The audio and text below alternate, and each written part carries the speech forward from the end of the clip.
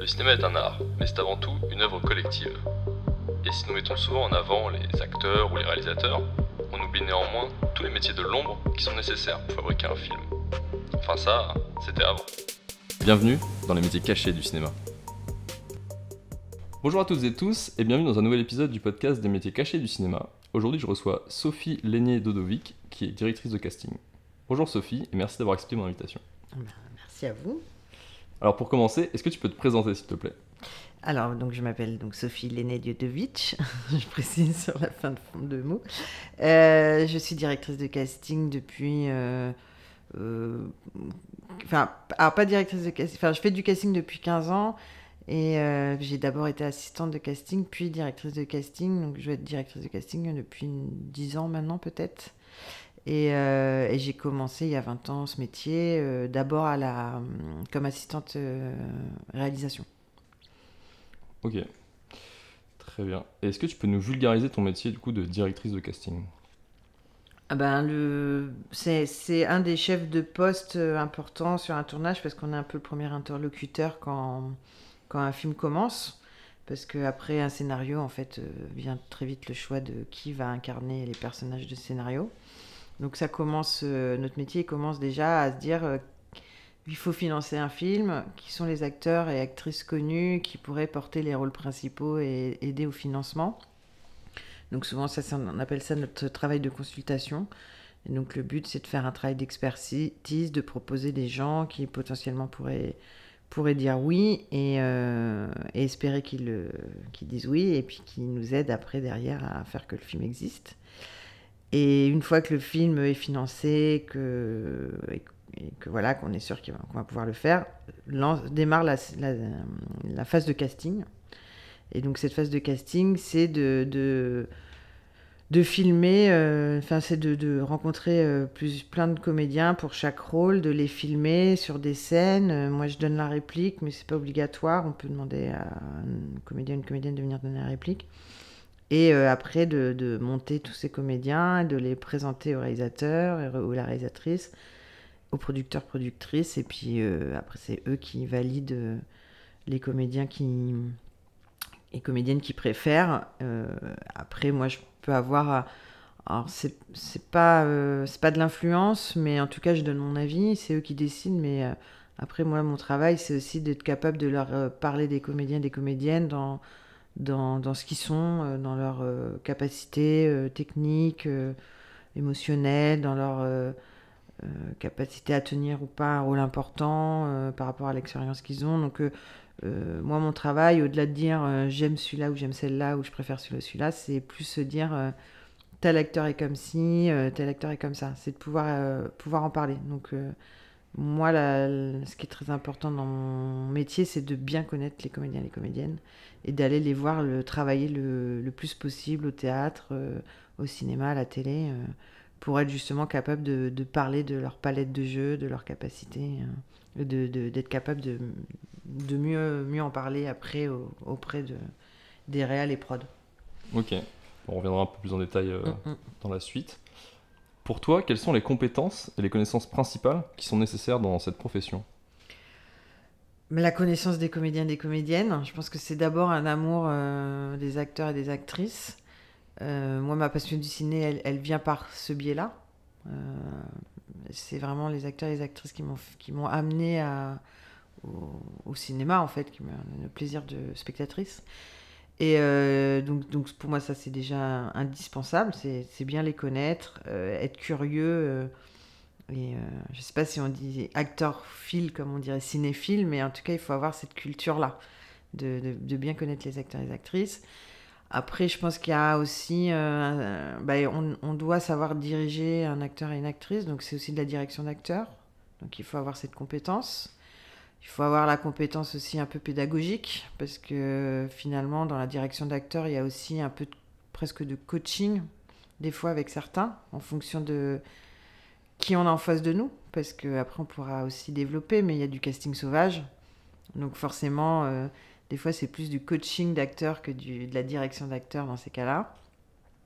Et puis avoir quand même une certaine compétence en psychologie, parce que c'est aussi s'adapter aux gens qu'on a en face de nous, que ce soit les comédiens et comédiennes, mais aussi les réals et les prods qui sont pas toujours les mêmes, et de savoir se mettre un peu dans leur tête pour réussir à, à obtenir ce qu'ils veulent en fait. Donc pour ça, il faut quand même avoir un peu de capacité psychologique pour se mettre dans la tête des autres en fait. Parce qu'on fait pas un casting pour nous-mêmes, on fait un casting pour quelqu'un. Donc c'est pas la même chose. Moi, si je réalisais, j'aurais peut-être pas fait les mêmes choix que quand je suis directrice de casting pour une réalisatrice ou un réalisateur qui forcément a une subjectivité comme moi, et je dois comprendre la subjectivité du réal ou de la réal avec laquelle je travaille pour être au plus juste dans mes propositions. Donc ouais, il faut être assez psychologue, je pense. Ok, très bien. Pour revenir un petit peu sur ta carrière et ta formation, est-ce que tu peux nous dire ce qui t'a poussé vers le cinéma et plus particulièrement vers ce métier? Je vais essayer de résumer, mais en même temps, enfin, en fait, à la préadolescence, j'ai dit à ma mère, je veux faire du cinéma, parce que j'étais passionnée. J'adorais aller au cinéma déjà, enfant, ado, préado. Bon, dire ça quand on est de province, c'est pas. Donc elle m'envoyait en école de théâtre, enfin faire des cours de théâtre, parce qu'elle ne voyait pas trop quoi me faire faire. Donc en fait, j'ai pris le goût, je me suis mise à jouer, à prendre des cours de théâtre, à adorer ça, à continuer à le faire. Et du coup, ça m'a fait me comprendre qu'est-ce que j'aimais vraiment dans le cinéma. En fait, c'était les acteurs, le jeu des acteurs. Du coup, après, je suis partie en lycée littéraire option cinéma-théâtre. Donc, j'ai passé un bac littéraire cinéma-théâtre, où j'ai continué à prendre des cours de théâtre tout en du coup développant ma culture cinéphile et l'étude du montage et tout ça via le lycée. Et derrière, après le bac, je suis partie faire une école. J'ai fait un doc d'anglais, mais au début, je rêvais de faire des études américaines. Et puis bon, je suis restée en France, et du coup, je suis rentrée dans une école privée pour le coup qui s'appelle l'Écart, où on faisait un bachelor de réalisation. Donc je suis restée dans le domaine de la mise en scène. Au départ, j'avais une envie d'être réalisatrice. C'était ça Je pensais que c'est ça que je voulais faire, être réalisatrice. Et en sortant de l'école, je suis partie vivre en Angleterre parce que justement je parlais un peu anglais, que j'avais fait un doc d'anglais. Et du coup, j'ai travaillé très vite dans une société de production anglaise qui cherchait une assistante française parce que des coproductions franco-anglaises. Et en fait, j'ai démarré le casting comme ça, mais de vrais gens. Enfin, je cherchais les protagonistes des documentaires, donc les experts, mais aussi les témoins. On a fait des documentaires sur la Deuxième Guerre mondiale, des choses comme ça. Donc j'ai pris goût à aller chercher des gens et les meilleurs profils pour les scénarios de nos documentaires. Et quand je suis rentrée en France, voilà, après c'est toujours une question de réseau, de connaissances, mais en fait il se trouve qu'une directrice de casting cherchait une assistante qui parle anglais pour une coproduction américaine. Et en fait, on a donné mon nom. Moi j'étais toujours assistante réalisation à cette époque. Et du coup, ça a été une révélation pour moi de faire ce premier casting. Alors c'était pour Luc Besson. Enfin, c'était une production de Luc Besson, et effectivement, il fallait aller caster des Anglais, des acteurs anglais qui jouent des Américains. Et en fait, je me suis dit, mais c'est ça que j'adore. En fait, je dirige des acteurs, je joue avec eux. En fait, je fais ce que j'aime, c'est jouer et diriger. Tout ça caché, dans l'ombre. Donc, en fait, tout d'un coup, moi qui étais assez discrète et qui ne passe pas particulièrement la lumière de ce métier, tout d'un coup, je pouvais faire ma passion sans que personne ne le voie vraiment. Donc ça a été une révélation pour moi d'être assistante casting. Et ça m'a fait un peu oublier le métier de réalisation. Et puis je me suis surtout dit que je voulais devenir directrice de casting. Donc j'ai fait 5 ou 6 ans d'assistanat jusqu'à voler de mes propres ailes. Ok, donc du coup dans ton cursus, t'as pas fait d'études pour Il n'y être a directrice de casting? Il n'y a pas d'études de directrice de casting. Même aujourd'hui, il y en a toujours pas? Non, il n'y en a pas.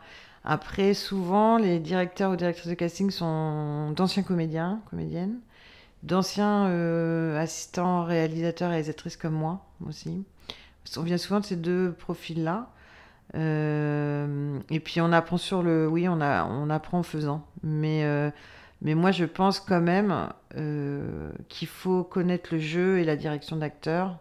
Donc je pense qu'il faut quand même au moins avoir fait des études de jeu et des études Enfin, moi, c'est pour ça que je fais aussi une école de réalisation, parce qu'on pouvait diriger un peu les acteurs en faisant nos courts-métrages. Donc je pense qu'il faut quand même avoir ces deux qualités-là. Mais oui, non, il n'y a pas du tout de formation. Même à la FEMIS, je crois qu'on peut faire une formation d'1 an pour script, mais je crois pas qu'il y ait... Non, mais j'en suis sûre, même il n'y a pas de formation à la direction de casting. C'est un des plus jeunes métiers en France. Il est assez récent, notre métier, en vrai. Même s'il a 60 ans, mais Ok. c'est un métier récent, en vrai. Oui, 60 ans en effet sur la durée la du vie du cinéma. cinéma. Vu que c'est un métier qui est assez jeune, est-ce que tu trouves que justement il a changé entre tes débuts et maintenant? Alors, et encore, moi je suis encore jeune, on va dire. Je pense que c'est plus violent pour les direcastes qui ont 50 et plus, ou même 60 et plus.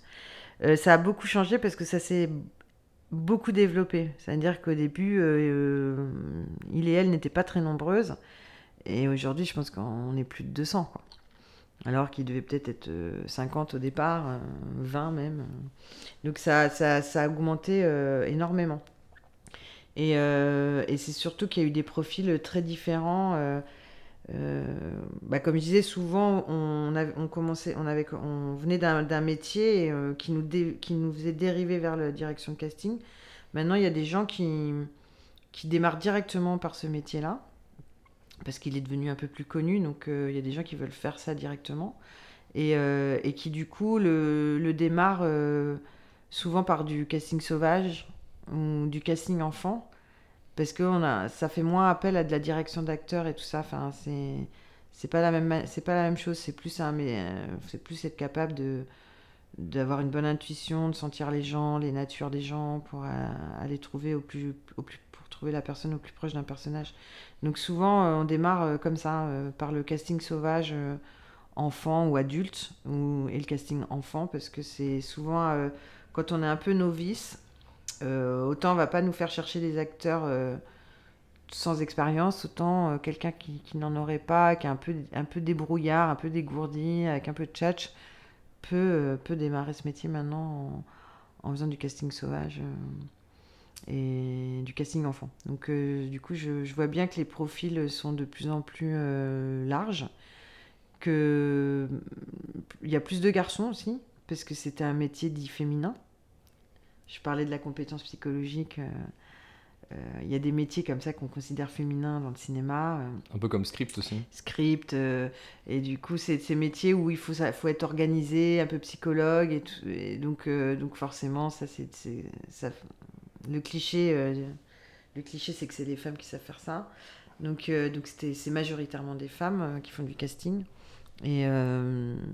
Et je trouve qu'il y a de plus en plus d'hommes, et puis un peu plus de diversité aussi dans les profils, même dans les origines, parce que ça s'est un peu ouvert en fait.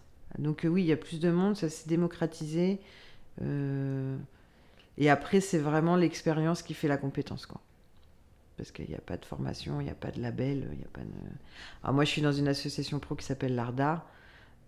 C'est un peu notre label, c'est-à-dire que si on est à l'ARDA, ça veut dire qu'on a quand même un CV qui permet d'y rentrer. Donc c'est un peu un label de compétences.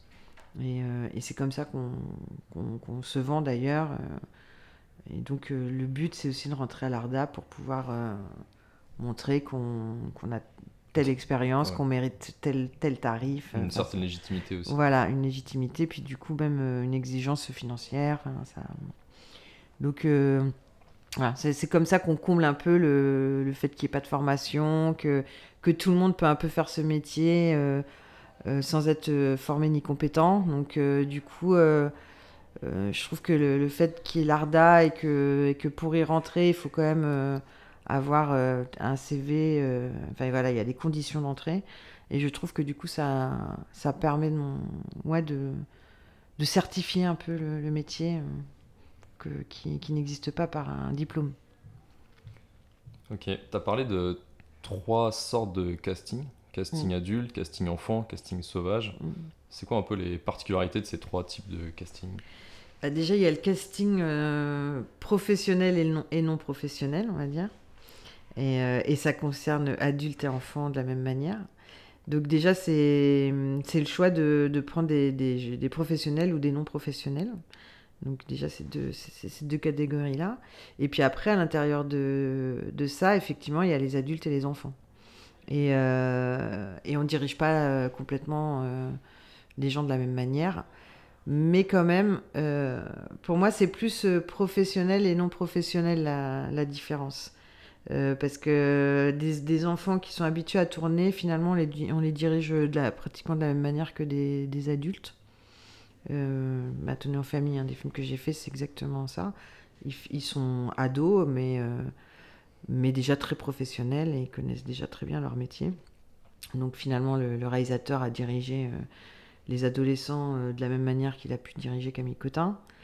Et après, dans les non-professionnels, effectivement, là, c'est pas de la direction d'acteur, c'est plus chercher la personnalité qui correspond à la personnalité du personnage, donc trouver la même nature.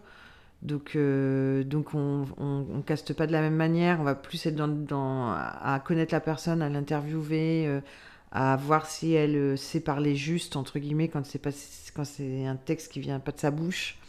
Mais on va être moins dans une direction technique, on va dire. Et le casting sauvage enfant, on est aussi beaucoup à faire de l'improvisation, des choses comme ça. En fait, c'est juste que les professionnels sont techniques et ont appris leur métier, donc on peut vraiment préciser des directions et de travailler, être vraiment dans la direction d'acteur. Et le casting sauvage, en fait, du coup, on est plus à chercher la nature de quelqu'un et à vérifier sa justesse comme quelqu'un qui chanterait juste naturellement ou pas. Et du coup, plutôt presque faire un peu de coaching en lui faisant faire des improvisations, en apprenant à le connaître pour voir un peu s'il va être capable ou elle va être capable de tenir un rôle, quoi. Donc c'est un peu différent. Mais c'est vrai qu'après, on peut se spécialiser. Donc il y a des directeurs de casting, directrices de casting qui sont spécialisés et ils ne font que du casting enfant, professionnel ou non professionnel. Il y en a qui font que du sauvage. Donc du coup, c'est vraiment c'est du casting quasiment que de non professionnels, adultes et enfants. Et il y a les directrices de casting qu'on dit rôle. Et là, ça veut un peu dire les rôles d'adultes professionnels, enfin donc d'acteurs et d'actrices professionnels. Voilà. Moi, typiquement, je me suis pas spécialisée, je fais tout. Et on est majoritairement à faire tout. Et des fois, quand le casting est trop... il y a beaucoup de travail, et on peut effectivement... Moi, je peux m'occuper des rôles adultes, sauvages ou pas, peu importe. Et puis demander à une collègue de venir, elle, en parallèle, faire le casting enfant, s'il y en a un, et que la recherche va être importante. Et ça se passe comment concrètement, du coup, un casting sauvage? Moi, j'ai un film qui sort en janvier là, qui s'appelle Les Trois Fantastiques, où j'ai fait casting ado sauvage en Ardennes. Et c'est déjà en fait poster plein d'annonces partout dans les Ardennes, donc dans les journaux locaux. Comme là, c'était des adolescents qui étaient au collège. Du coup, c'est de me mettre en contact avec le rectorat pour leur demander si on peut venir rencontrer les chefs d'établissement scolaire pour qu'ils nous autorisent à ouvrir leurs portes. Et quand on a cette autorisation-là, après, on peut rentrer dans les collèges. Et puis, on va les voir à la cantine ou dans leur classe. Et on a des petits flyers d'annonces de casting qu'on distribue. On leur dit, voilà, on fait du casting pour un film. Moi, j'aime bien le faire de manière comme ça, très encadrée dans les collèges, parce que je trouve ça rassurant pour les parents. Parce qu'on peut aussi aborder des gens dans la rue, et des ados dans la rue, en leur donnant un petit papier. Mais bon, moi, j'imagine qu'une mère ou un père de famille qui voit son fils ou sa fille rentrer avec un petit papier d'annonce de casting... Bon, soit c'est pas... voilà, je peux imaginer que ça peut être un petit peu angoissant, parce qu'on sait qu'il y a des castings des faux castings, hein, clairement. Hein. Il y a des gens malveillants qui mettent des annonces de casting fausses, qui font payer des annonces alors que c'est gratuit, une annonce de casting, donc on n'a pas payé. Là, le mot sauvage, il prend tout son sens, quoi. Voilà, et puis il y a en plus, il y en a qui en profitent pour mettre des actrices à poil pour du casting, donc là c'est encore un autre sujet. Et donc effectivement, du coup, j'aime bien rentrer quand il s'agit de mineurs. Normalement, on n'a pas le droit d'ailleurs de distribuer des... Alors, je pense que le mot est trop fort, mais je pense que aller aborder des enfants comme ça pour leur proposer des castings, c'est un peu leur proposer du travail. C'est déjà presque... C'est pas très légal, en fait, et c'est presque déjà considéré comme du proxénétisme. Donc, quand moi, au début, j'allais devant les collèges en abordant les mômes, je me faisais toujours stopper par les surveillants des collèges en disant que j'avais pas le droit dans les abords du collège de les aborder, de leur proposer du travail. Parce qu'en fait, je leur propose du travail. Même si c'est juste un recrutement, enfin en tout cas un entretien d'embauche dans un premier temps, c'est quand même pour le résultat d'une embauche derrière. Donc en vrai, on n'a pas trop le droit. Le sauvage, c'est un peu un truc qu'on fait. Je suis pas trop à quel point, quand il s'agit en tout cas de mineurs, je suis pas sûre que ce soit très légal de le faire. Quand on sort du cadre, en tout cas, que moi je m'oblige à avoir de passer par les chefs d'établissement et puis de mettre ce petit flyer dans le carnet de correspondance pour que voilà, les parents voient que c'est cadré. Moi, souvent en échange, pour remercier les chefs d'établissement, après je peux revenir plus tard dans le collège et puis présenter les métiers du cinéma, faire une espèce de petite masterclass sur les métiers du cinéma. Donc il y a un petit côté donnant-donnant qui est assez sympa. Et puis après, voilà, entre les réponses des annonces qu'on a diffusées sur les réseaux sociaux, moi j'ai fait là en Ardennes, tous les Facebook d'activités sportives, je vais aussi dans tous les centres sportifs, centres de loisirs, donc collèges, tous les endroits où je peux trouver des 12-15 ans, on va dire. Et donc je vais partout. Et puis après, j'attends qu'on réponde à mon annonce. Donc il y a mon mail et mon téléphone. Et puis après, une fois que j'ai tout bien distribué, que j'ai beaucoup parlé de tout ça et que je sens que mon annonce a été bien diffusée, maintenant j'ai plus qu'à espérer que les gens me contactent et m'envoient des candidatures, leurs candidatures. Et une fois que j'ai les candidatures, on commence à les filmer.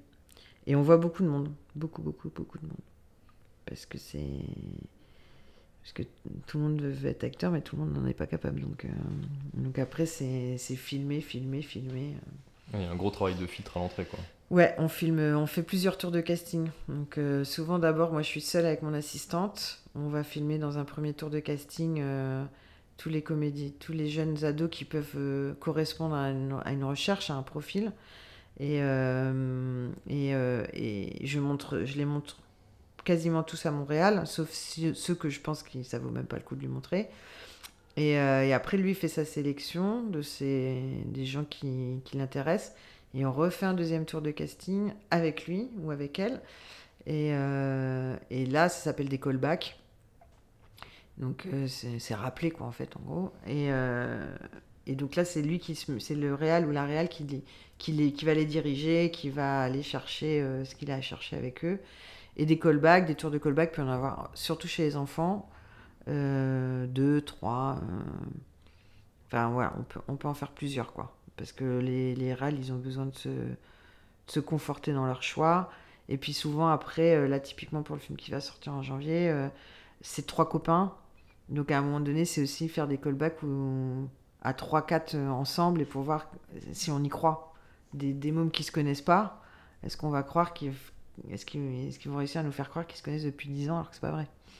Et donc c'est tout ça c'est toutes ces phases-là qu'on va faire en casting, en fait.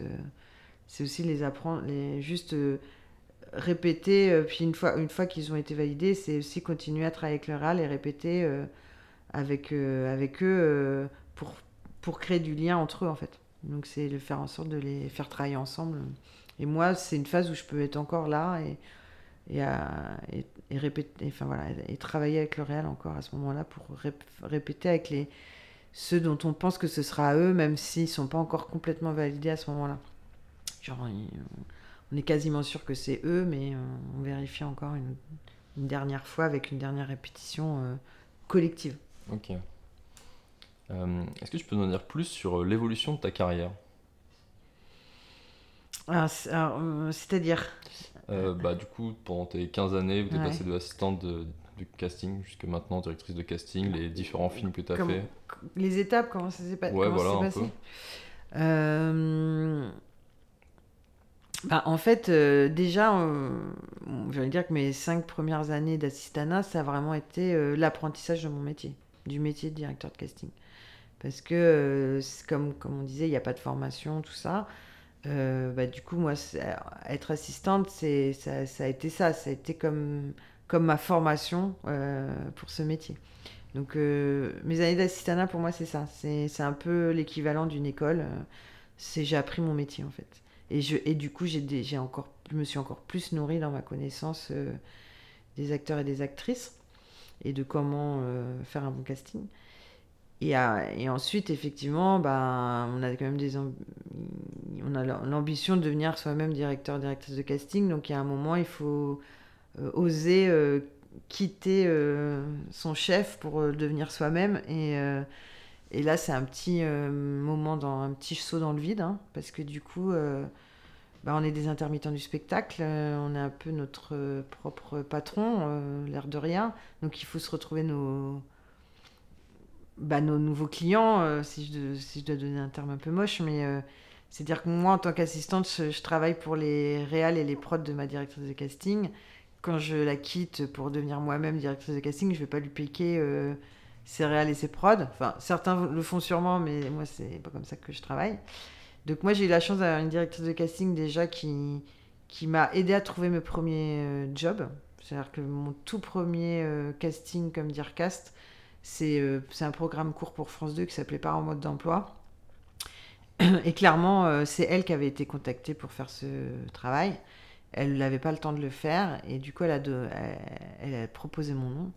Et c'est comme ça que j'ai été embauchée la première fois parce qu'on lui a fait confiance en m'appelant. Et du coup, après, l'évolution, c'est... En fait, il y a une chose que moi, j'avais pas compris, c'est que au-delà d'être compétent dans son métier, il faut savoir être compétent dans vendre son propre produit qui est soi-même. Et du coup, créer du réseau, justement. Et ça, on nous apprend pas trop ça à l'école. Enfin, on nous l'apprend pas tout court, d'ailleurs. Et donc, du coup, moi, ce que j'ai mis du temps à comprendre et ce qui m'a fait des fois être plus lente que d'autres, j'imagine, dans ma génération, c'est que il fallait sortir, rencontrer les gens, se faire connaître, envoyer des mails, voilà, les serrer des mains aux productions, enfin aux producteurs, productrices, réalisateurs, réalisatrices, parce qu'en fait, ce métier, il commence d'abord plus par du réseau que de la compétence. Je pense qu'on dure par compétence, mais on démarre par réseau. Et donc, du coup, il faut un certain temps pour que notre nom circule. Donc c'est vraiment les deux en parallèle, quoi. C'est réussir à faire circuler son nom et puis travailler suffisamment pour acquérir l'expérience qui fait que derrière, on est compétent et que du coup, on nous rappelle pour retravailler avec nous parce que voilà, ça commence par du réseau, mais après, si on nous rappelle, c'est que c'est la compétence qui normalement a pris le dessus. Donc, moi, mon but, c'est de travailler avec les gens que j'aime, déjà. Mon évolution, ça a été ça. Au début, je disais oui à tout. Il fallait que je travaille, il fallait que je me fasse un CV de directrice de casting. Donc, j'ai fait énormément de courts-métrages en me disant, ces réalisateurs et réalisatrices-là seront des... Quand ils feront leur long-métrage, j'espère qu'ils m'emmèneront avec eux. Donc, je faisais beaucoup de courts-métrages pour connaître des réals, des prods, pour travailler sur le long terme avec eux et elles.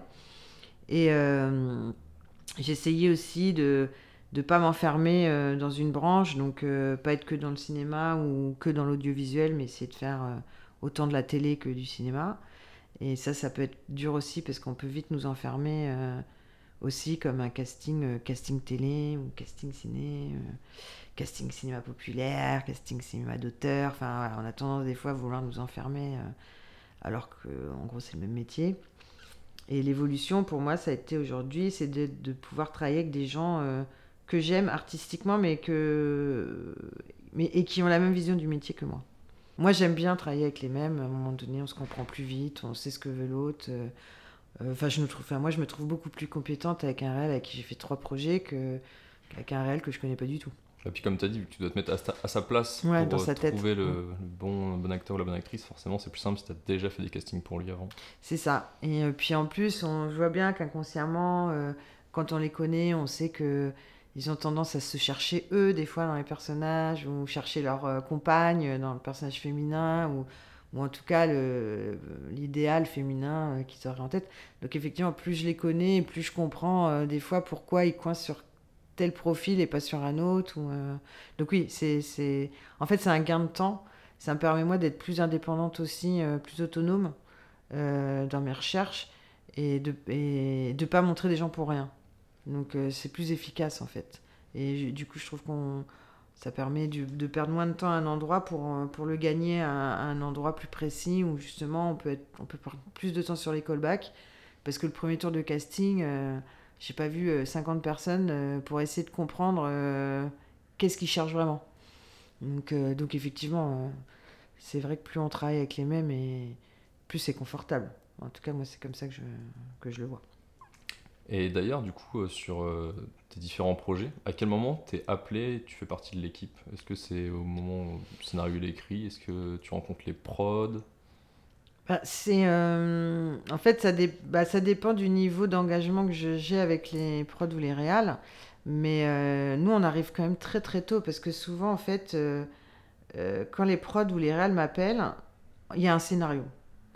Des fois, même pas à peine écrit. Et en fait, ça, souvent, c'est quand on connaît déjà le réal et que du coup, il nous tient au courant. Parce que quand ils écrivent, les réalisateurs et les réalisatrices, ils sont déjà en train de penser un peu au casting. Donc, ils arrivent, quand on est déjà leurs collaborateurs dans la vie, et ben, en fait, ils nous appellent pour en discuter. Ils aiment bien qu'on leur fasse des retours de lecture. Donc, donc ça, on le fait gratuitement et on n'est pas encore engagé sur le projet. Mais en fait, moi, des fois, c'est hyper dur parce que je suis au courant d'un projet que le réal veut faire, mais en vrai, il peut se passer 2 ans avant que vraiment je commence à travailler. Donc des fois, c'est très long le temps de développement du film, d'écriture, parce que j'y participe pas pour autant. Donc je lis des versions, mais nous, on commence vraiment quand il y a un scénario à peu près abouti qui permet d'être lu pour les rôles principaux, quoi. Et moi, vraiment, j'interviens au moment de la consultation, comme je disais tout à l'heure, voilà, qui aide. C'est-à-dire que les producteurs et productrices sont en phase pour eux de développement. Et c'est-à-dire, le développement, c'est la recherche de financement. Et effectivement, si moi, je sais pas, c'est un couple. Les héros, c'est un couple que si j'arrive à obtenir, je sais pas, je dis n'importe quoi, un Virginie Efira et Vincent Cassel pour faire le couple, bon bah c'est sûr que derrière, quand ils vont aller frapper chez les distributeurs et tout ça, bon bah c'est beaucoup plus facile. Donc souvent on nous appelle à ce moment-là. Donc nous on arrive vraiment au moment du développement en fait. Et la phase casting vraiment où on filme les acteurs, c'est vraiment pour les seconds rôles, les troisièmes rôles. Donc ça c'est vraiment on est à 4 ou 5 mois du tournage. Enfin, c'est-à-dire que tous les financements sont là, que le film va se faire, ça c'est sûr. Mais des fois, on fait de la consultation, les films se feront pas. Oui, en fait, t'es appelé en amont, après il y a Mm-mm. la phase de recherche de financement, puis si ça se fait, bah, tu continues, si ça se fait pas, du coup... Bah voilà, alors t'arrêtes là. on est payé pendant cette phase de consultation parce que c'est vraiment un travail, hein. Parce qu'il suffit pas de connaître les 10 acteurs et actrices connus du cinéma français, parce que en fait, on se rend compte qu'il y a des listes A, des listes B. Enfin, il y a les acteurs cinéma d'auteur, les acteurs de cinéma populaire, enfin, et qu'en fait, en fonction de ça, c'est pas les mêmes budgets, c'est pas les mêmes styles de films et tout. Donc c'est vraiment un travail d'expertise. Et puis savoir que bah, tel acteur, c'est pas la peine de lui proposer parce que c'est un rôle qu'il a déjà fait 3 fois, ou parce que je sais que de toute façon, il a déjà 3 films dans l'année et qu'il n'en fera pas un quatrième. Donc c'est aussi tout ce travail d'expertise que nous, on a avec les agents qui nous permet d'être le plus précise avec nos producteurs et productrices. Et, euh, Et donc voilà, mais moi des fois j'ai mis des acteurs et des actrices connus sur des projets en développement, le casting c'est bon, et pour autant ils n'arrivent pas à financer le projet. Donc des fois ça s'arrête avec la consultation. Mais typiquement là je vois Tony en famille, qui est un des films que j'ai fait là, qui est sorti en septembre. Il est déjà en train de préparer son 3e film, le réalisateur. Et là l'autre fois avec son producteur il m'appelle pour me dire qu'il y aura encore un peu de casting d'enfants sur ce prochain film, combien de temps je pense qu'il me faudra pour faire... alors qu'il n'a fait que pitcher son nouveau sujet à son producteur, et parce qu'ils sont ensemble et qu'il est en train de pitcher son nouveau sujet, bah là tu vois, tu as le producteur qui m'appelle en haut-parleur pour dire ouais, bah, on est en train de pitcher le film, du coup en casting, qu'est-ce que tu penses si on fait comme ci, comme ça. Donc alors que je sais même pas quand est-ce qu'on va commencer, que j'ai même pas lu de scénar, hein, tiens. Donc ça dépend en fait les relations qu'on a en fait avec nos prods et nos réals. Et du coup, tu arrives à savoir à la louche combien de temps il te faudra pour trouver X personnes, en gros, enfants, adultes, selon si c'est pro, non pro, etc. Bah, ça fait aussi partie de notre expertise et de notre compétence, hein, oui, de pouvoir un peu juger de ça. Après, il y a toujours un truc très aléatoire, parce qu'on fait un métier qui n'est que de l'humain. Donc il y a des réalisateurs qui sont efficaces, d'autres pas. Il y en a qui ont besoin de voir 25 personnes, d'autres 2. Enfin, donc ça c'est un temps que j'ai du mal des fois à doser. Et c'est pour ça que plus je connais les réals, et plus c'est facile pour moi de dire à un employeur ça va nous prendre tant de temps. Mais en vrai, souvent on dit qu'on évalue à peu près un temps de travail en fonction du nombre d'acteurs à trouver, parce que dans une distribution, en moyenne pour un film, on va dire, c'est une quarantaine de rôles. Du rôle principal au petit rôle. On va dire que c'est entre 30 et 40 en moyenne. Donc on sait que pour ça, il nous faut bien 6 semaines de travail. Et après, il y a des spécificités. Justement, quand c'est comme le film dont je parlais qui sort en janvier, où c'est 3 ados sauvages, rôles principaux, bon, bah, typiquement, c'est un casting que j'ai commencé genre fin septembre. On était fin septembre. Je sais déjà plus quelle année, mais 2021 peut-être, je sais plus, bref. Genre c'était fin septembre, j'ai dit à mon assistante début octobre on commence. Juste à mettre des annonces, hein, on n'est même pas encore parti en Ardennes. On commence un peu de Paris. Et en vrai, je pense qu'on a validé les comédiens vraiment en avril. Okay. Et moi, pendant de novembre, décembre, janvier, j'ai fait des allers-retours en Ardennes. Où j'ai passé une semaine, 10 jours, on revenait à Paris, on repartait pour une semaine, on revenait à Paris. Donc ça, c'est des longs castings. Donc le casting enfant, c'est long. Parce qu'en plus, on voit énormément pour les ados, pour les enfants, on peut voir 300, 400 gamins, des fois plus que ça. Alors que pour un rôle adulte, classique, second rôle, je sais pas, je peux voir 10 comédiens, et puis on m'en valide 1 sur les 10. Donc ça dépend vraiment du rôle, en fait. Il n'y a pas, du coup, tu disais, pas des maths. Tu disais, il y a une quarantaine de rôles à peu près par film en moyenne, et c'est toi qui s'occupe des 40 rôles. Alors moi, je m'occupe du rôle principal au petit rôle. Et après, c'est le casting chargé de figuration qui prend le relais. Qu'on peut aussi appeler casting associé, parce que maintenant, en fait, avant, les castings chargés de figuration s'occupaient des silhouettes parlantes ou muettes et de la figuration. Et donc nous, on s'arrêtait avec les petits rôles. Donc petit rôle, c'est vraiment... faut au moins une séquence avec quelque chose à jouer. La silhouette parlante, ça va vraiment être juste une personne reconnaissable. Je sais pas, le serveur qui dit, pour vous, ce sera un café. Ça, c'est une silhouette parlante. Un petit rôle, c'est une scène dans un film, un médecin qui va faire une consultation, et on le verra qu'une seule fois à ce moment-là, mais c'est une séquence quand même, c'est une scène. Donc là, c'est un petit rôle. Donc nous, on allait jusqu'à ce rôle-là. Maintenant, les castings chargés de figuration, on tourne de plus en plus en région, dans des régions, et ils ont tendance, du coup, pour des raisons de financement, de budget, de devoir employer de plus en plus de monde dans les régions, que ce soit dans l'équipe technique ou dans la distribution artistique. Donc du coup, souvent, ces castings-là qui étaient souvent limités aux silhouettes figuration, bah, du coup, ont pu récupérer pas mal les petits rôles. C'est plus intéressant pour eux en plus. Et des fois plus même, parce que maintenant il y a des castings qui sont totalement en région. Et donc du coup, c'est effectivement, en vrai, ils font les petits rôles euh, en fait, c'est un peu les producteurs, enfin on appelle c'est même les directeurs et directrices de production. C'est un peu aussi qui nous disent ces petits rôles-là. Nous, on veut. Si moi enfin voilà, je suis en casting à Paris et que le film se tourne à Cannes, ils me disent bah, ces petits rôles-là, nous, on veut les chercher à Cannes parce qu'on va pas les loger, parce que c'est juste par coût financier, hein, parce on va pas les déplacer en train et on va pas leur payer la chambre d'hôtel. Donc du coup, souvent, euh, il y a beaucoup de petits rôles maintenant dont moi je m'occupe plus et qui est pris en main par le casting qu'on appelle chargé de figuration. Et du coup, le chargé de figuration, lui, enfin, il va directement sur le lieu. Et lui, oui, voilà, lui, il travaille dans sa région. Et après, il y a aussi des chargés de figuration à Paris. Et, euh, et puis après, c'est pareil. Nous, on nous paye un certain temps. Donc souvent, les chargés de figuration, même ceux de Paris, ils peuvent récupérer des petits rôles parce que en fait, nous, on a fini de nous payer, on n'a plus de sous pour nous.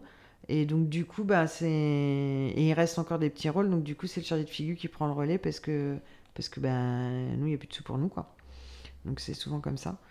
Mais effectivement, ceux qui sont dans les régions, oui, bah là, typiquement, aussi Tony en famille, parce que c'est le film qui est sorti le plus récemment, là, que j'ai fait.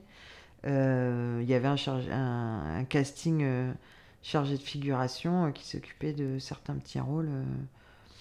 Alors moi, j'en ai fait beaucoup aussi de Paris, des petits rôles, mais il en a pris pas mal. Il en a pris aussi de son côté, quoi. Ok. Et d'ailleurs, quand tu as fini cette phase de casting, du coup, après, il y a le tournage. Est-ce que des Mm, mm. fois, tu participes au tournage? Tu vas voir un peu ou pas du Alors, tout? bon, là, il n'y a aucune obligation. Moi, j'aime bien passer sur les tournages, en fait, parce que j'aime bien savoir comment ça se passe, comment ça se passe pour eux, en fait. Et puis aussi parce que j'aime bien savoir comment les acteurs et les actrices se comportent sur les tournages. Parce que moi, ça compte. Quelqu'un qui se comporte pas bien avec certains membres de l'équipe ou qui sont pas des bons camarades de jeu, des bons partenaires de jeu. Enfin, moi, ça compte parce que moi, c'est quelque chose que je peux dire après à un réal.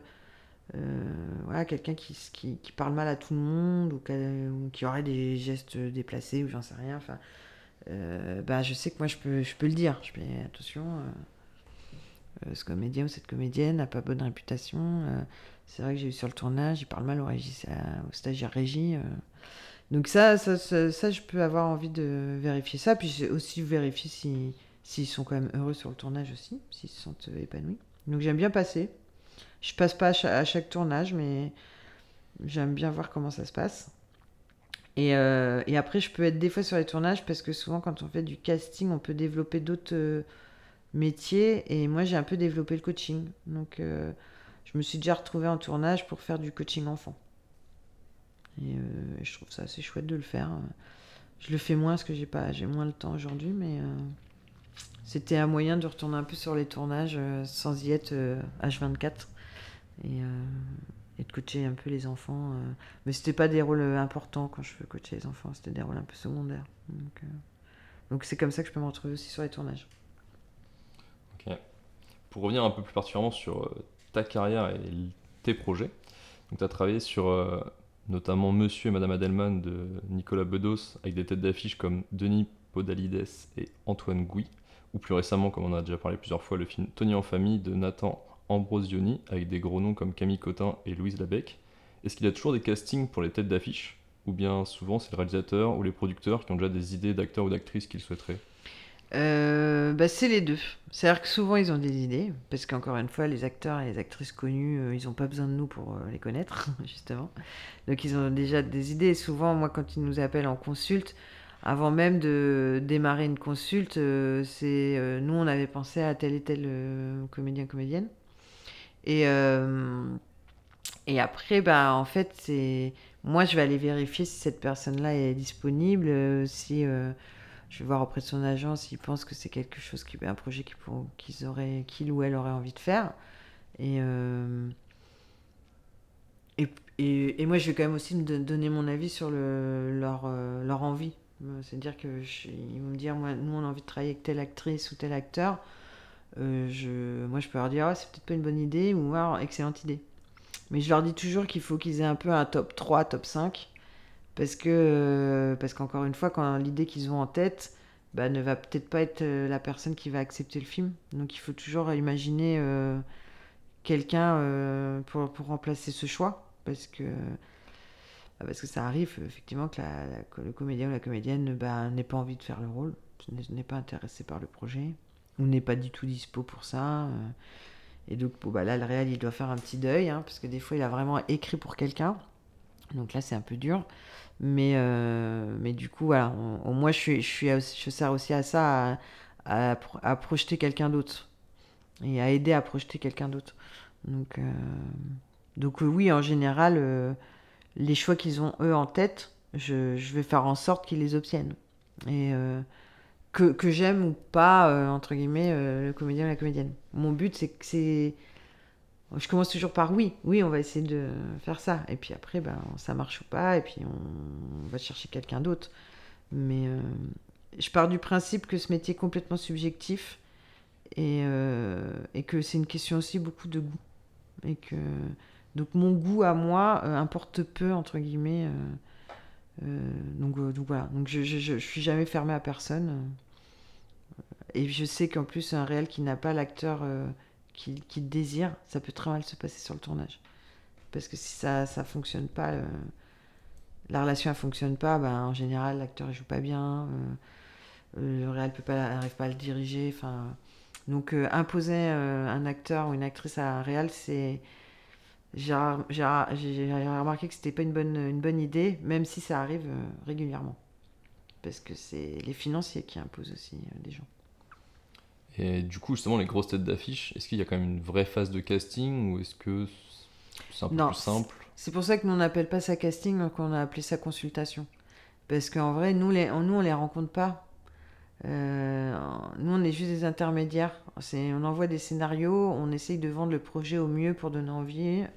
Et après, si l'acteur et l'actrice aiment le projet, bah, on organise une rencontre. Donc souvent, ils se retrouvent dans un café ou dans la boîte de prod pour se rencontrer. Et là, c'est le réal qui parle de son projet, qui parle du rôle, qui vend ça, et discute avec le... Donc il n'y a pas de phase casting avec les têtes d'affiche, comme tu dis. Ils veulent pas, de toute façon. Ils veulent plus passer de casting. Enfin, quand tu parles d'évolution, justement, de carrière, bah, pour un acteur et une actrice, une évolution de carrière, c'est ne plus avoir à passer des castings. Donc c'est un peu vexant pour nous, les dire cast, mais en même temps, je comprends tellement. C'est stressant, hein, passer un casting. C'est ultra stressant. C'est l'oral du bac. Hein. On est tremblant de la tête aux pieds. On y met beaucoup d'espoir. Donc l'acteur et l'actrice qui s'épargnent ça, c'est un soulagement. Être choisi juste parce qu'on nous aime, c'est le Graal un peu pour un comédien et une comédienne. Donc non, pas de casting pour les têtes d'affiche. Ok. Est-ce qu'il y a des rôles qui sont plus compliqués à caster que d'autres ? Moi, le sauvage, je trouve ça dur. Parce que par rapport aux professionnels où ils peuvent devenir le personnage, en casting sauvage, il faut trouver la vraie personne qui ressemble à ce qu'on a écrit. Donc il faut en voir beaucoup pour la trouver, cette personne. Et donc je trouve que c'est plus dur. Et en même temps, trouver la personne dans la vie qui, je sais pas, qui aurait le physique qu'on recherche et les traits de caractère psychologiques dont on a besoin, plus savoir quand même jouer, même si c'est un jeu naturaliste, quand même être capable de retranscrire des dialogues et d'avoir l'air que ça sort de notre tête, c'est pas facile de trouver la personne qui va réussir à réunir tout ça. Donc le sauvage, je trouve que ça dure. Ce que je trouve dur des fois, c'est trouver les personnages féminins avec les réalisateurs masculins. Parce que tout d'un coup, je trouve qu'ils ont une exigence avec les actrices qu'ils n'ont pas avec les acteurs. Et des fois, c'est très physique. Et moi, j'ai des fois mal vécu J'ai toujours l'impression que je vois beaucoup d'actrices par rapport aux rôles, beaucoup d'actrices pour les rôles féminins, alors que j'en vois beaucoup moins pour les rôles masculins, parce que je trouve souvent que les réals, alors c'est pas une généralité heureusement, mais que des fois j'ai l'impression que je suis Tinder en fait, tu vois. Et ça me dérange un petit peu. Et que je sens qu'ils ont besoin un peu de fantasmer leur personnage féminin. Alors même si ça reste un truc platonique, mais je sais que nos métiers sont liés au désir, mais je trouve quand même que les réals masculins, des fois on court un petit peu trop, cherche un petit peu trop le désir pour leur comédienne, quoi. Donc il faut qu'elle physiquement elle ressent, enfin voilà, faut qu'ils se sentent attirés par elle, quoi. Donc ça c'est un peu compliqué. Ça commence un peu à changer. Donc ça, je trouve ça un peu difficile. Je trouve qu'elles sont quand même très vite jugées sur leur physique, les actrices. Et ça me fatigue un peu. C'est un peu les actrices, ça doivent être belles. Les mecs ont le droit d'avoir une gueule, tu vois. Ouais. Donc Mais c'est vrai qu'on dit souvent acteur à gueule, je crois qu'on dit pas trop actrice ah, à gueule. on dit jamais actrice à gueule, hein. Là, il y en a qu'une, elle s'appelle Corinne Massiero presque. Enfin, et elles sont pas très nombreuses à avoir le droit d'avoir une gueule. Donc c'est vrai que ça, c'est un peu chiant parce que je trouve que des fois, on limite un peu trop les actrices à leur physique. En fait, c'est soit elles doivent être belles, ou soit le personnage veut qu'elle ressemble à rien, entre guillemets. Donc je trouve que voilà, c'est toujours un peu... Je trouve qu'on enferme un peu trop les acteurs dans leur physique au cinéma. Et qu'on n'a pas beaucoup de projections. En fait, on fait un cinéma très réaliste, dans un jeu très naturaliste en France, majoritairement. Et je trouve qu'en fait, du coup, on n'exploite pas du tout les capacités des acteurs. Donc moi, ma difficulté, des fois, c'est de dire, mais ok, il ressemble pas, mais aller un peu à l'américaine, quoi. HMC, enfin voilà, on va le maquiller, on va l'habiller, on va le coiffer, enfin, on peut lui faire changer de tête. L'habit fait le moine au cinéma. Tu mets une blouse de médecin, t'es un médecin. C'est l'inverse de la vraie vie. L'habit fait pas le moine dans la vie, mais au cinéma, l'habit fait le moine, clairement. Donc, moi, j'ai combien de fois en casting, je caste un médecin, l'acteur, il rentre dans la pièce, tout le monde dit, oh, mais il a pas du tout une tête de médecin. Et puis il suffit qu'il soit venu avec une blouse parce que voilà, parce qu'il veut le rôle et qu'il se donne toutes les chances et qu'il ressorte pour aller au shot. Et là, t'as tout le monde qui fait ah ouais mais non, il a trop une tête de médecin. Ouais, mais c'est le même acteur les gars. C'est juste que vous l'avez vu rentrer avec un pull et là vous le voyez aller au shot avec sa blouse blanche. Donc la preuve que la projection des fois, le manque d'imagination des fois, il est un peu compliqué quoi. Et donc ça, je trouve ça dur. Et aussi parce que moi je suis très engagée politiquement sur les sujets de la paritaire, diversitaire, parce que je suis au collectif 50-50. Et je trouve que des fois aussi ce qui est compliqué, c'est de mettre un peu plus de diversité, de parité dans la distribution. Ça devient presque un combat, entre guillemets. C'est-à-dire que moi j'ai ma déontologie où j'essaye de même si le personnage est censé être blanc, moi par exemple, je vais pas me limiter à caster que des acteurs blancs. Et même si j'ai filmé, je sais pas, des acteurs noirs, arabes, asiatiques, tout ce qu'on veut, et ben ça peut quand même ils peuvent quand même prendre le blanc, enfin ou l'actrice blanche. Donc ça c'est un peu des fois ce que je trouve difficile d'essayer des fois de modifier ce qui avait été un peu écrit sur le papier. Pour être un peu plus représentatif de la vie, quoi. La grossophobie, ça m'énerve aussi. Chez les femmes, c'est un vrai problème. Elles subissent beaucoup de grossophobie. Donc, ouais, ça va bien que, et là, ça va bien que le fait que ce que tu disais, les actrices sont beaucoup jugées sur le physique. Donc forcément... Ouais. Et ça, ouais, pour moi, c'est ça mes difficultés. Voilà, c'est que je trouve des fois les gens manquent un peu d'imagination et leur vérité est la vérité. Et comme on fait un cinéma réaliste, du coup, ils restent figés là-dessus.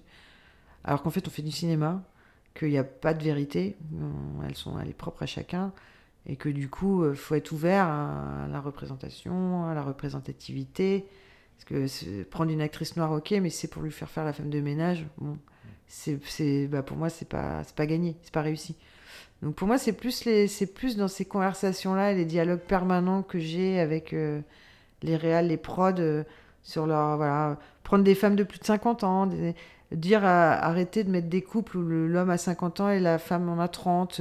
Voilà. Moi, j'avoue, mes difficultés de casting à l'âge que j'ai et avec l'expérience que j'ai, c'est plus là-dessus. Essayer de changer un peu les mentalités. Donc c'est plus ça, on va dire, moi, mes difficultés de casting aujourd'hui. Ok, mais et du coup, ça me fait penser en petit aparté sur l'inclusion, etc., la parité. Qu'est-ce que tu penses de ce qu'ils ont fait pour les Oscars, par exemple? Je sais pas si tu as vu, tu sais, Alors, maintenant, en fait, pour avoir ton film, enfin, pas sur toutes les catégories, mais surtout meilleur film, oui. il faut que du coup, tu aies un pourcentage Mm. des personnes, soit à la technique, Mm. soit en acteur, qui soient des femmes issues des minorités ethniques, etc. Bah, c'est un peu la discrimination positive, quoi, qu'ils exercent depuis toujours aux États-Unis. Moi, je suis pas contre la discrimination positive. Moi, je pense qu'il y a des moments, en fait, on est un peu d'obliger, pour que les choses changent. Parce que malheureusement, si on attend que les choses se fassent naturellement, bah, les gens sont un peu feignants, quoi. Donc, font pas d'efforts. Et moi, là où on lutte aussi avec le collectif 50-50, c'est que pour que au casting il y ait de la diversité, des sexes, des genres, des couleurs de peau et tout ce que. Du handicap, de la grossophobie, tout ce qu'on veut, enfin des physiques gros, maigres, comme on veut, et ben c'est aussi qui écrit ces scénarios, qui les réalise. Donc il faut aussi de la diversité, effectivement, chez les scénaristes, chez les réals. Et ça manquait de diversité aussi à cet endroit-là, quoi. C'est-à-dire qu'un réalisateur homme de 50 ans blanc va pas avoir la même vision de la société bourgeois je sais pas, une jeune réalisatrice noire qui a grandi en banlieue. Elle va pas avoir la même vision de ce que c'est qu'un personnage masculin, un personnage féminin. Enfin, donc pour moi, voilà, c'est être dans cette diversité-là à tous les endroits, en fait. Technique, artistique. Donc oui, j'ai l'impression que des fois... par exemple, nous, avec le CNC, on a obtenu le bonus parité pour les équipes techniques. Donc pour moi, c'est un peu une discrimination positive qu'on a réussi à obtenir en France. Ou si les équipes techniques sont paritaires au niveau des chefs de poste, eh ben, ils ont 15% de plus de financement dans leur subvention. Donc ça, pour moi, c'est une discrimination positive qui fonctionne. Parce que du coup, après, t'as un peu le label bonus paritaire. Et donc, ça, c'est quand même un truc pas mal. Le faire pour les Césars, comme font les Américains, j'y crois moins. Parce qu'on n'est vraiment pas dans la même culture. Nous, on est beaucoup dans la liberté de création. Donc on est toujours à vouloir d'abord protéger la liberté du créateur. Et que du coup, tout le côté un peu politique et moral qu'on peut avoir individuellement, bah, en fait, c'est toujours moins important que la liberté de création et de créativité d'un auteur-réalisateur, quoi. Pour revenir à un sujet un petit peu plus soft, est-ce que tu peux nous dire comment se passe une journée un peu type pour toi? Bah, j'en ai plusieurs, c'est ça que j'aime bien, c'est qu'il n'y a pas vraiment de journée type, c'est l'avantage de nos métiers, c'est que, on va dire que si je suis en phase de travail vraiment de casting, bah déjà j'ai travaillé avec une assistante, c'est très important de le dire parce que elle m'est indispensable, je la chéris beaucoup, mon assistante. Et en fait, souvent, c'est elle en fait qui organise un peu nos journées. Moi, je lui dis un peu qui j'ai envie de voir. Et après, bah voilà, il y a 3 phases pendant qu'on en. C'est-à-dire que moi, je fais des sélections de comédiennes que je veux voir. Son but, c'est de prendre rendez-vous avec ces comédiens et comédiennes sur les rôles. Donc, elle organise le planning des rendez-vous. En général, les productions nous ont mis à disposition une salle de casting, enfin un bureau de casting. Et du coup, après, on les filme. Alors souvent, donc on le fait toutes les deux. Donc il y en a une qui filme et l'autre qui donne la réplique. En fonction du rôle de la réplique, c'est elle qui le fait ou moi, parce qu'elle a 20 ans de moins que moi. Donc moi j'ai 44 ans, elle en a 25. Donc du coup, on dispatche on se dispatche la réplique en fonction de ce qu'il y a à jouer. Et il y en a une qui filme pendant ce temps-là. Et après, on fait du montage. Alors aujourd'hui, on a des logiciels maintenant. Moi, à mon époque d'assistante, c'était vraiment c'était le Moyen-Âge. Mais aujourd'hui, voilà, il y a des logiciels. On fait même plus de montage, en fait. On n'a plus qu'à télécharger, importer les prises qui se mettent d'office. On n'a plus qu'à. Donc c'est beaucoup plus rapide. Et c'est souvent mon assistante qui fait ça. Elle est un petit peu plus... je suis un peu boumeuse, moi, avec les ordinateurs.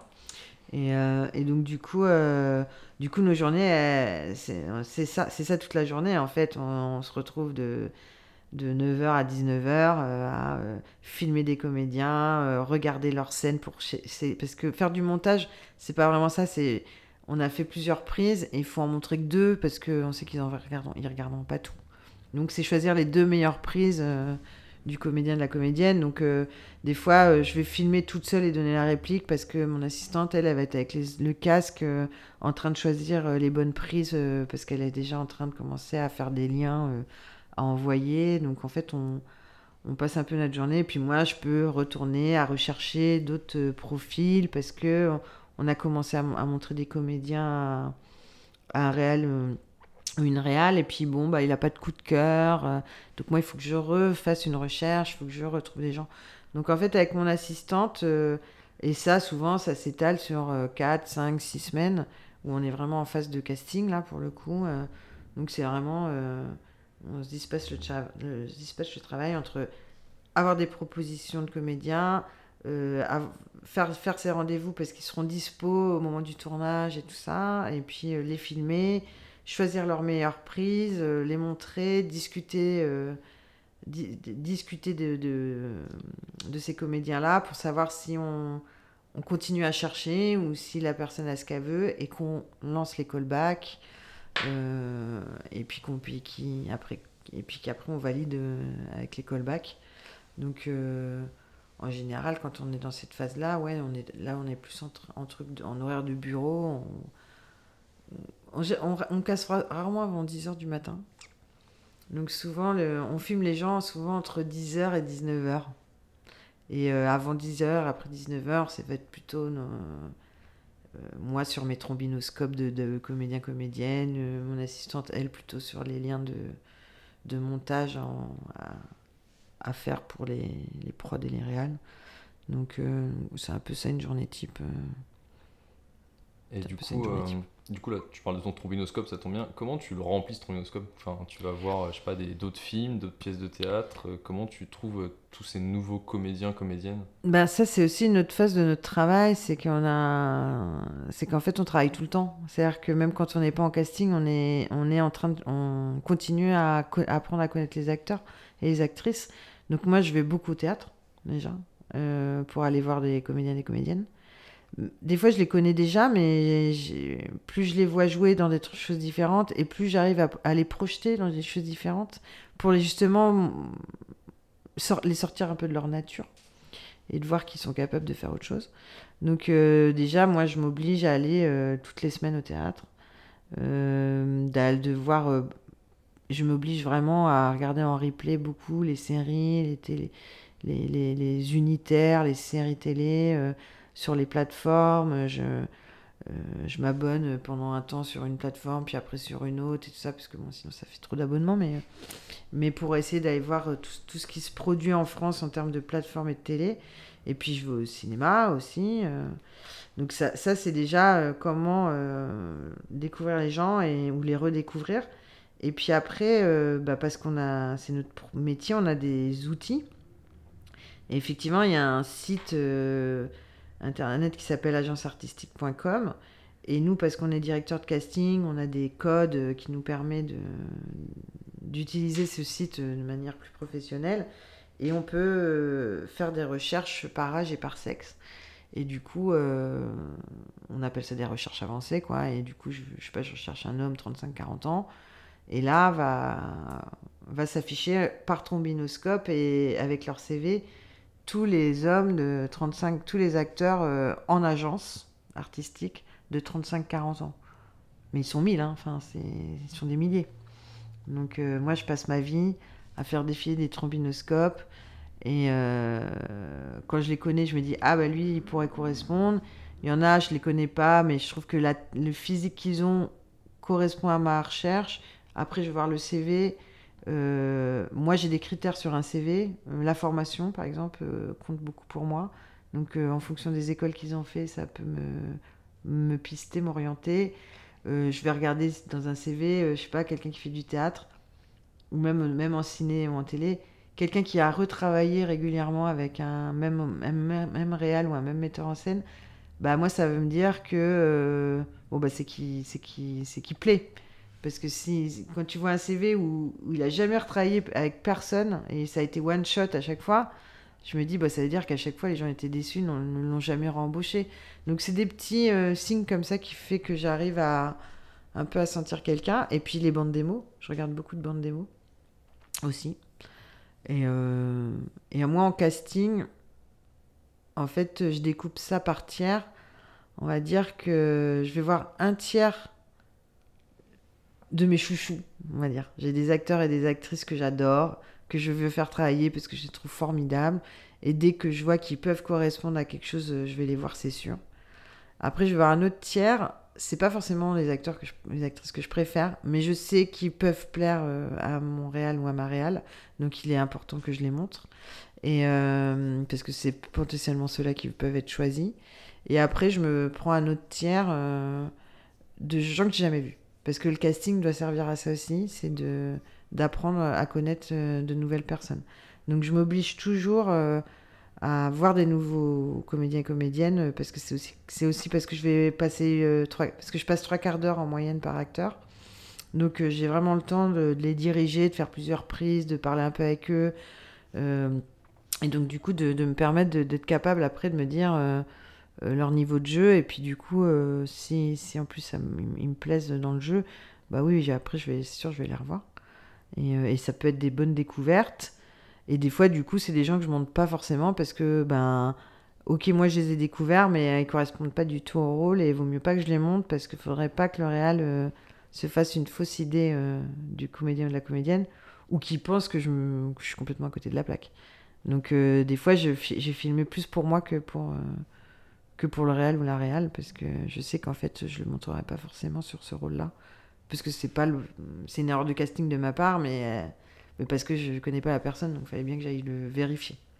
Donc c'est à peu près comme ça aussi que je travaille. Ok. Oui, puis de toute façon, au pire, c'est pas un nom perdu, quoi. Ça reste quelqu'un que tu gardes Oui, dans ton trombinoscope c'est pour ça. toi, quoi. Oui, parce qu'en plus, nous, dès qu'on filme, en fait, dans ce logiciel qui est fait pour les directeurs de casting et directeurs de casting, bah, tout est archivé. Donc moi, j'ai tous mes essais qui sont archivés. Donc moi, après, j'y retourne. C'est mes petites bandes démo à moi. Moi, après, quand un réal connaît pas un acteur ou une actrice qui n'a pas de bande démo, parce que ça peut arriver, bah moi, je vais dans mes essais et je vais dire, bah tu vois, je l'avais filmé pour tel rôle. Bon, c'est pas le même rôle que pour toi, mais moi, tu vois un peu comment il est, sa voix, son physique, sa nature, parce qu'encore une fois, au cinéma, on reste quand même très proche des natures des gens. Et du coup, voilà, ça permet de donner envie ou pas au réel bah, que je le vois pour lui, quoi, ou pour elle. Dans la phase de casting, est-ce que tu as déjà eu des choses très challengeantes, tu vois, peut-être sur un film compliqué avec peut-être beaucoup d'acteurs ou beaucoup de sauvages, vu que tu dis que c'était un des trucs les plus complexes que tu as eu par exemple? Bah, j'avoue, hein, le casting Sauvage Enfance, c'est quand même assez. C'est du challenge, hein, quand même, hein. Et j'en fais souvent. Euh, Après, des fois, c'est une difficulté parce que c'est. Et c'est aussi souvent du sauvage, genre un acteur étranger, enfin un personnage étranger. Moi j'ai souvenir pour une série Canal Plus qui s'appelait Engrenage, j'étais encore assistante de casting à l'époque. Il fallait chercher des Kurdes, des personnages kurdes. Et il y a très peu d'acteurs kurdes en France. Ils sont plutôt allemands d'ailleurs, les acteurs d'origine kurde. Donc alors c'est challengeant, c'est rigolo parce que du coup tu te mets à caster un peu à l'étranger justement parce que les Kurdes, les Turcs, bah, c'est une population qui est plutôt plus en Allemagne qu'en France. Euh, Chez les acteurs et les actrices, ben, c'est pareil, ils sont pas forcément en agence artistique, mais peut-être que c'est des gens qui font du théâtre. Donc moi je demande beaucoup aux comédiens et aux comédiennes dans ces cas-là de m'aider à les trouver.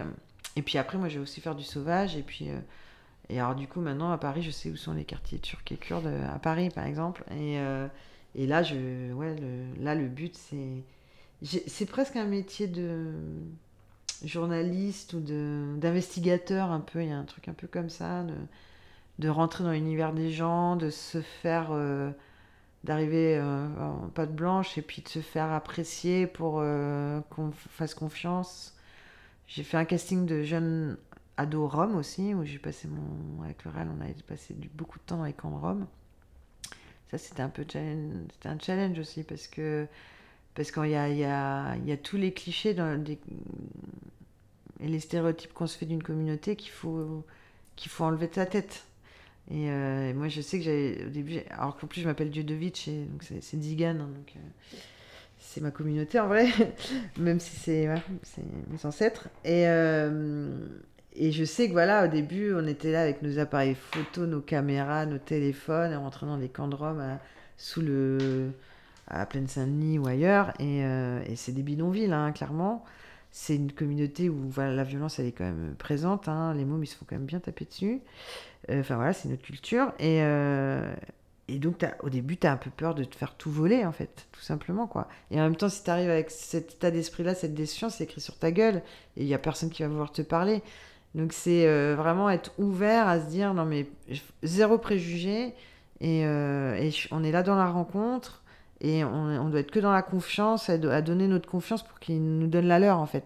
Donc, ça, par exemple, ça, c'est très challenging, enfin, c'est un truc de challenge, parce que c'est au-delà de trouver nos rôles, en fait, c'est déjà juste réussir à rentrer dans une communauté, se faire apprécier, mettre les gens en confiance. Donc, c'est tout un travail d'abord, juste ça, quoi. C'est-à-dire c'est vrai qu'on filme pas une personne, qu'on n'a pas, enfin, on sait comment juste rentrer dans un cercle, en fait, de gens qui est pas facile qui donne pas sa confiance comme ça. Comme j'avais dû faire aussi un casting de personnes asiatiques au tout début, donc il y a 15 ans de ça, plus de 15 ans, et c'était une communauté, il y avait beaucoup de sans-papiers. Et donc moi je me rappelle aller en sauvage dans les parcs autour de Belleville et ailleurs, et quand j'arrivais, je m'approchais des femmes chinoises qui étaient dans les squares avec leurs enfants, elles me fuyaient, elles étaient persuadées que j'étais la police, quoi. Donc c'est ça, ça c'est un truc de challenge. Mais moi qui a commencé dans le documentaire, c'est un truc qui me plaît parce que j'aime être dans la vie en fait aussi. J'aime la rencontre avec les gens. Donc c'est ça j'adore faire ça puisque et les Ardennes c'est pareil. Tu découvres une mentalité, une région, leurs difficultés. Tu parles vachement avec les gens. Tu bois des cafés avec tout le monde. Enfin c'est long, compliqué, c'est fatigant, mais c'est humainement, je trouve ça ultra riche. Et tu enlèves tellement de clichés de ta tête après ces expériences-là. Tu te rends compte qu'en fait, vraiment, les préjugés. Enfin, on nous a pas volé le téléphone quand j'étais chez les communautés roms. Enfin, on avait dit qu'en Ardennes, les gens étaient froids. Ben non, pas du tout. Enfin, en fait, on s'enlève des clichés en permanence et des stéréotypes, et c'est hyper agréable. Très belle réponse. Quels sont les meilleurs moments que tu as vécus grâce à ce travail ? C'est un peu ce que je te disais tout à l'heure là sur les rencontres humaines en fait. Okay. Moi c'est ça que j'aime, que ce soit avec les réals, avec les prods, avec les acteurs et les actrices, ou par le sauvage parce que là du coup ça élargit encore plus, c'est presque sociologique quoi. Donc ouais, les rencontres humaines, moi c'est ça que je préfère. En fait c'est ce qu'il y a de pire et ce qu'il y a de meilleur pour moi dans ce métier. C'est-à-dire que ça peut être horrible parce qu'on tombe aussi sur les pires.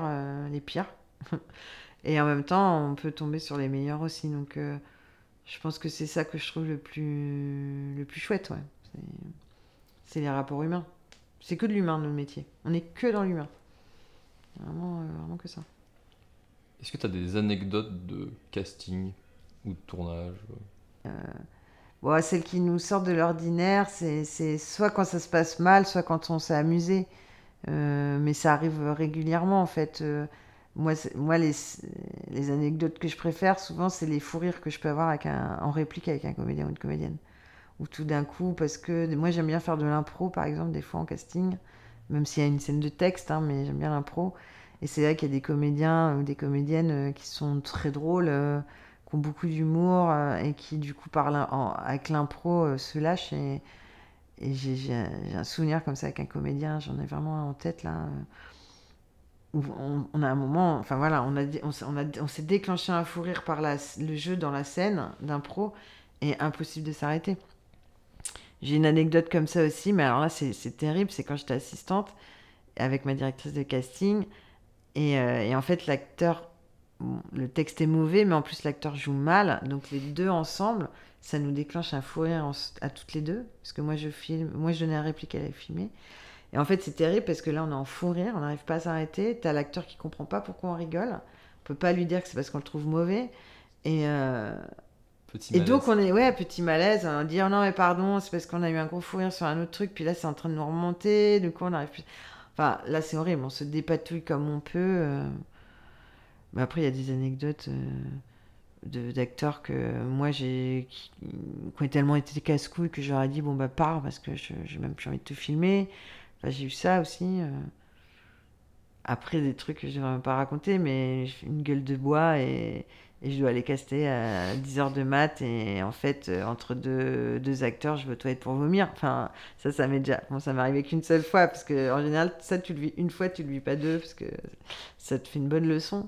Mais du coup, ça crée effectivement. Moi, ces anecdotes-là, c'est celles que je raconte à mon entourage amical et familial. Très bien. Et du coup, dernière question. Quel autre métier du cinéma penses-tu n'est pas assez mis en avant et qui pourrait faire l'objet d'un prochain épisode? Je trouve que premier assistant réalisation, parce que en fait c'est un métier hyper important, et je trouve qu'on n'en parle pas souvent de ce poste. Parce que sans lui, en fait, rien n'est possible sans ce poste-là, parce que c'est vraiment l'organisateur de tout, quoi. Et c'est la mémoire du tournage. Moi, je l'appelle comme ça. Puis moi, j'ai commencé par ce poste que j'ai trouvé extrêmement difficile et que je n'ai plus voulu faire. Parce que c'était justement la mémoire du tournage. Il faut se rappeler de tout pour tout, tout le temps. Et c'est hyper dur. Il faut connaître les postes, les chefs de poste, il faut connaître tous les postes de tout le monde et tout ça. Donc c'est un métier très compliqué, je trouve, et assez ingrat. Donc je trouve que c'est un métier qu'on met pas beaucoup en avant, les assistants réalisation. Super. Et bah écoute, merci beaucoup Sophie. Et ben de rien, merci à toi. Merci beaucoup d'avoir écouté cet épisode des métiers cachés du cinéma. S'il vous a plu, n'hésitez pas à vous abonner, mettre une note et un avis sur votre plateforme d'écoute préférée, et je vous donne rendez-vous prochainement pour un nouvel épisode.